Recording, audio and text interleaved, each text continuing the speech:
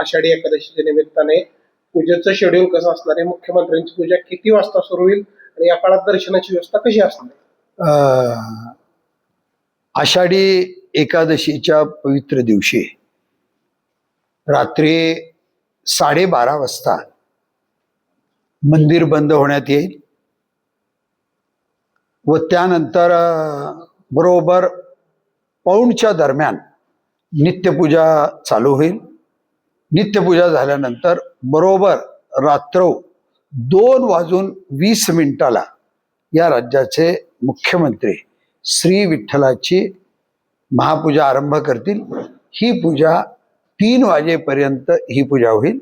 या पूजेसाठी मंदिरे समितीकडून एकूण 7 अतिशय सर्व पुजाऱ्याची निवड केली गेलेली आहे व त्यानंतर 3:05 माता रुक्मिणीची महापूजा संपन्न होईल.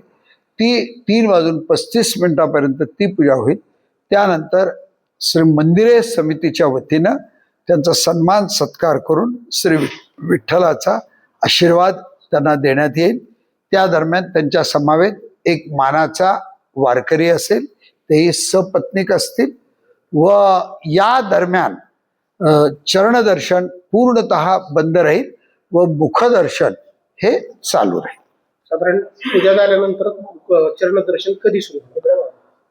पूजा झाल्याबरोबर आईसाहेबांची पूजा 3:30 झाली की अंदाजा 3:30 ते 3:45 दरम्यान चरणदर्शन सुरुवात होईल.